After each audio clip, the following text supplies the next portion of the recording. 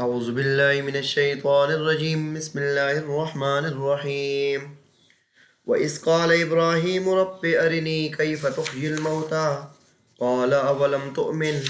قَالَ بَلَى وَلَكِنْ لِيَطْمَئِنَّ قَلْبِي قَالَ فَخُذْ أَرْبَعَةً مِنَ الطَّيْرِ فَصُرْهُنَّ إِلَيْكَ ثُمَّ اجْعَلْ عَلَى كُلِّ جَبَلٍ مِّنْهُنَّ جُزْءًا ثُمَّ ادْعُهُنَّ يَأْتِينَكَ سَعْيًا وَاعْلَمْ أَنَّ اللَّهَ عَزِيزٌ حَكِيمٌ۔ اس رکوع میں یہ تیسرا واقعہ ہے جو قانون نمبر 1 پر متفرع ہے۔ پہلے قانون پر 2 واقعے متفرع تھے، ایک حضرت عزیر علیہ السلام کا اور ایک حضرت ابراہیم علیہ السلام کا، کہ اللہ کریم جن ایمان والوں کا ولی بنتا ہے، اللہ کریم ان کے دل کو وساوس اور جو اندھیرے ہیں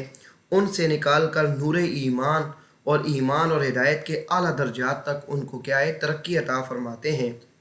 اور اطمینان، ان کے دل کو اطمینان عطا فرماتے ہیں۔ اور پہلا جو واقعہ تھا دوسرے قانون پر متفرع تھا کہ جو شیطان کے جو دوست ہوتے ہیں تو شیطان ان کے دل کو سیاہ کر دیتے ہیں کہ وہ ان کا ایمان اور ہدایت کا جو اندر نور ہوتا ہے وہ ختم ہو جاتا ہے کہ وہ پھر عقلی دلائل سے بھی اللہ کو پہچان نہیں سکتے۔ یہ تیسرا واقعہ بیان ہے۔ وَإِذْ قَالَ إِبْرَاهِيمُ رَبِّ أَرِنِي كَيْفَ تُحْيِي الْمَوْتَى،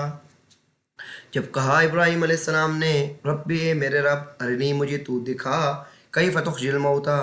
کیسے تو مردوں کو زندہ کرے گا۔ قال اولم تؤمن، اللہ تعالیٰ نے فرمایا اولم تؤمن، کیا تو ایمان نہیں لاتا اس بات پر، کیا تجھے اس بات کا یقین نہیں ہے؟ ایسے سوال پوچھا جاتا ہے، ہاں آپ مانتے نہیں ہو اس بات کو؟ کہنے لگے بھلا میں تو دل سے ایمان رکھتا ہوں اس بات پر، ولیکن لیطمئن قلبی، لیکن میں اس لیے دیکھنا چاہتا ہوں کہ میرے دل کو اطمینان نصیب ہو جائے۔ یہاں پر مفسرین کرام نے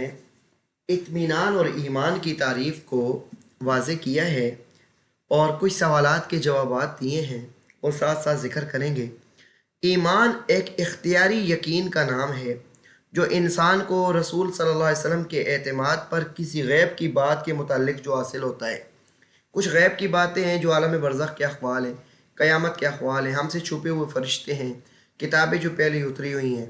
ایسے ہی اللہ کریم کی ذات ہے، اس کی قدرتیں ہمیں ہر جگہ معلوم ہو جاتی ہیں، لیکن ذات عالی جو ہے اس کو ہم ان آنکھوں سے نہیں دیکھ سکتے۔ تو جو رسول کریم صلی اللہ علیہ وسلم نے ہمیں غیب کی باتیں بتائی ہیں ان کو دل سے ماننا یہ ایمان ہے۔ اور اطمینان جو ہوتا ہے یہ سکون قلب کا نام ہوتا ہے کہ بعض اوقات نظروں سے کوئی چیز غائب ہوتی ہے، نظروں سے غائب کسی چیز پر یقین کامل تو نہیں ہوتا، مگر قلب کو سکون اس لیے نہیں ہوتا کہ اس کی کیفیت کا بندے کو علم نہیں ہوتا۔ یہ سکون پھر صرف مشاہدے سے حاصل ہو سکتا ہے۔ تو حضرت خلیل اللہ کو بھی حیات بعد الموت پر کامل ایمان تھا۔ اب کیفیت حیات کے متعلق سوال کیا تاکہ مشاہدہ سے دیکھ کر اطمینان قلب کیا ہو نصیب ہو۔ وَإِذْ قَالَ إِبْرَاهِيمُ رَبِّ أَرِنِي، جب کہا ابراہیم علیہ السلام نے اے میرے رب مجھے دکھا دے کیسے تو مردوں کو زندہ کرے گا۔ یعنی یہ قبر میں جو پڑے ہوئے لوگ ہوتے ہیں یہ مردے ہوتے ہیں، اللہ کریم ان کو قیامت کے دن زندہ کرے گا۔ تو ان کی جو عالم برزخ کے اندر ہم عذاب و ثواب کے قائل ہیں، یہ گناہ زندگی کے ساتھ قائل ہوتے ہیں کہ روح کا جسم کے ساتھ ایک گناہ تعلق ہوتا ہے کہ عالم برزخ کے احوال میں جس طرح روح شریک ہوتی ہے اس طرح یہ جسم بھی شریک ہوتا ہے۔ قال ولم تؤمن، کہنے لگے اللہ تعالیٰ کیا آپ اس پر یقین نہیں رکھتے ہو؟ قال، کہنے لگے بلا کیوں نہیں ہم تو یقین رکھتے ہیں، ولکن لیطمئن قلبی، لیکن اس لیے کہ میرے دل کو کیا ہو جائے اطمینان نصیب ہو جائے۔ قال فخذ اربعۃ من الطیر، کہنے لگے اللہ کریم کی ذات، فخذ لے لو ابراہیم اربعۃ من الطیر 4 پرندے، فصرہن الیک ان کو اپنے ساتھ مانوس کر لے، پرندوں کو اپنے ساتھ ہلا لے، ثم اجعل علی کل جبل منہن جزءا پھر ان میں سے ہر ایک کے ٹکڑے پہاڑ پر رکھ دے، ٹکڑے ٹکڑے کر کے ان کو پھر پہاڑوں پر رکھ دے، ثم ادعوہن پھر بلاؤ ان کو، یأتینک سعیا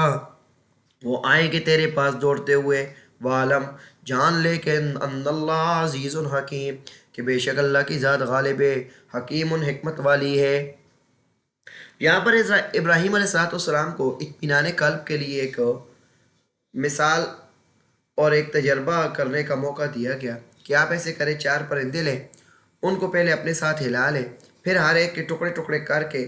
پہاڑوں پر ڈال دیں، تو ان کو بلائیں گے تو وہ آپ کی طرف دوڑتے ہوئے آئیں گے۔ قیامت کے بارے میں جو آیات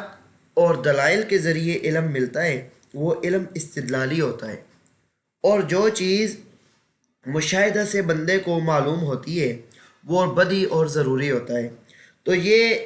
اس کا مطلب ہے کہ اللہ کریم کے پیارے نبی ابراہیم علیہ السلام کو اس بات پر دلائل کے ذریعے جو